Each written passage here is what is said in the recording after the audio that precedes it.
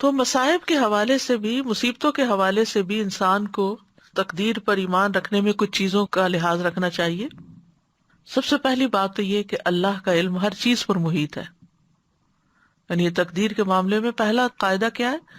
اس بات پر ایمان لانا کہ اللہ کا علم ہر چیز کو گھیرے ہوئے ہے، ہر چیز کو شامل ہے. اللہ تعالیٰ غائب کو، موجود کو، ظاہر کو، چھپی ہوئی چیز کو جانتا ہے، اور اس پر کوئی چیز چھپی ہوئی نہیں، کچھ چھپ سکتا ہی نہیں. وہ تو سینوں میں آنے والے وسوسوں تک کو جانتا ہے. دوسرا یہ کہ کائنات میں واقع ہونے والا ہر خیر اور شر اللہ کے ارادے اور مشیت سے ہوتا ہے.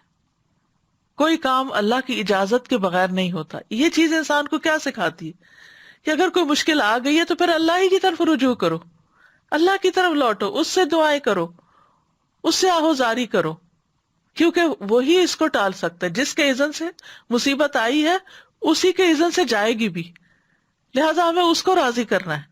پھر انسان اور وجوہات تلاش کرنے کی بجائے رب کی طرف لوٹتا ہے اور اس سے راضی برضا ہو جاتا ہے. تیسری بات یہ یاد رکھیے کہ اللہ کا ہر فیصلہ، چاہے وہ بیماری کا ہو یا صحت کا ہو یا مالی خوشحالی کا ہو یا تنگی کا ہو، حکمت اور مصلحت پر مبنی ہے. کیونکہ اللہ سبحانہ وتعالیٰ نے کسی بھی چیز کو بیکار نہیں پیدا کیا، بے مقصد نہیں بنایا. وہ جانتا ہے کہ کس شخص کو کس جگہ پر کیا چیز چاہیے. کیونکہ بعض اوقات انسان اللہ کی بہت نعمتیں پا کر بہت بگڑ بھی جاتا ہے. تو اللہ کو پتا ہے کہ اس شخص کو یہ نہیں ملنا چاہیے کیونکہ یہ مجھ سے دور ہو جائے گا، یہ اپنی آخرت خراب کر بیٹھے گا. وَلِلَّهِ الْمَثَلُ الْأَعْلَىٰ. مثلا بچے چاہتے ہیں کہ ان کو ایک سویٹ کے بعد ایک سویٹ دے دی جائے، اور بعض اوقات وہ رونے لگتے ہیں، بعض اوقات وہ لیٹ کے ایڑیاں رگڑنے لگتے ہیں، بعض اوقات آپ کے کپڑے کھینچتے ہیں، بعض اوقات آپ کے بال نوچتے ہیں کہ ہمیں وہ سویٹ دے دے. لیکن ماں ایک سے زائد نہیں دینا چاہتی. کیوں؟ کیونکہ بچے کے دانت خراب ہو سکتے ہیں، بچہ بیمار ہو سکتا ہے، لیکن بچے کو تو اس بات کی سمجھ ہی نہیں آتی. تو ہم سب کو بھی سمجھ نہیں آتی کہ اللہ تعالیٰ نے کوئی چیز ہم سے کیوں روکی ہوئی ہے. ہم سے کوئی چیز جو ہم مانگتے ہیں، ہم چاہتے ہیں، وہ کیوں نہیں ہمیں مل جاتی.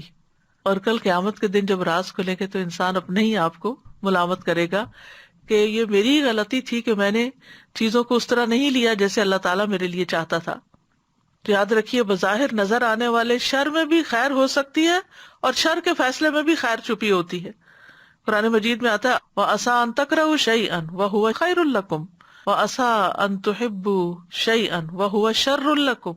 ہو سکتا ہے ایک چیز کو تم سخت ناپسند کرتے ہو اور وہی چیز تمہارے حق میں بہتر ہو، اور ایک چیز کو تم بہت پسند کرتے ہو اور وہ تمہارے حق میں اچھی نہ ہو. اللہ جانتا ہے اور تم نہیں جانتے. پھر اسی طرح بعض اوقات کوئی چھوٹی تکلیف آ جاتی ہے، وہ بڑی تکلیف کو روکنے کا سبب بن جاتی ہے، تو ہمیں نہیں پتا ہوتا. ہم کہتے یہ کیوں تکلیف آ گئی؟ بھائی آپ کے رستے میں تو اس سے بھی بڑی تھی، یہ چھوٹی کی وجہ سے بڑی آنے سے رک گئی.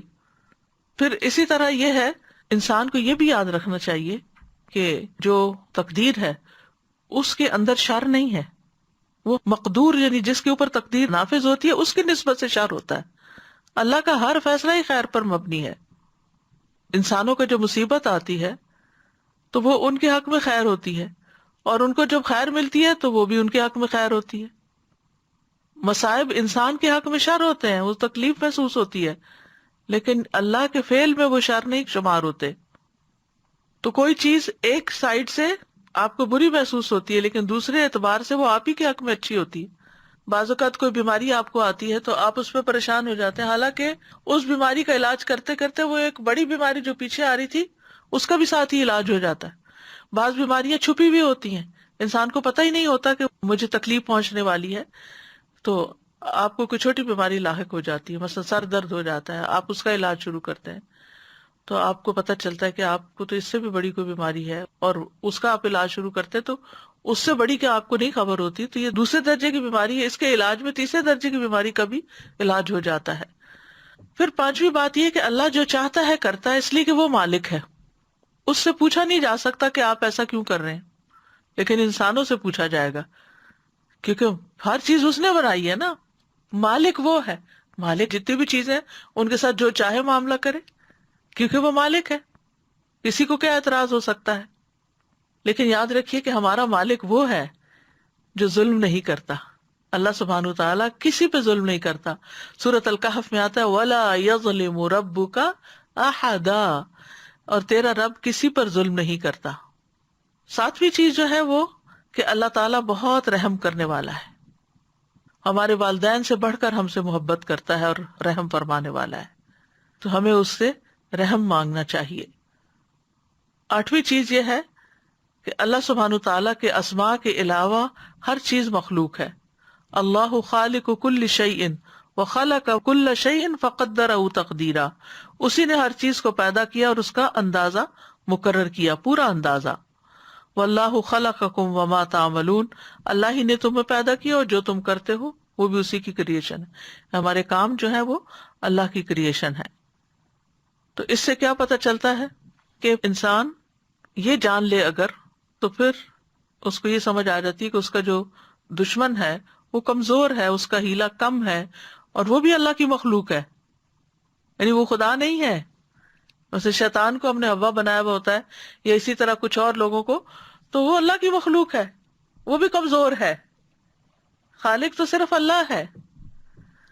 نویں چیز یہ ہے کہ اللہ تعالیٰ نے دنیا کا یہ قاعدہ بنایا ہے کہ یہاں حالات بدلتے رہیں، نہ رات ہمیشہ کے لیے نہ دن ہمیشہ کے لیے، کیونکہ امتحان ہے نا. وَتِلْكَ الْأَيَّامُ نُدَاوِلُهَا بَيْنَ النَّاسِ، یہ دن تو ہم لوگوں کے درمیان باری باری بدلتے رہتے ہیں. لہذا تقدیر ہر مومن کافر سب پہ جاری ہوتی ہے، سب کے لیے تبدیلی آتی ہے.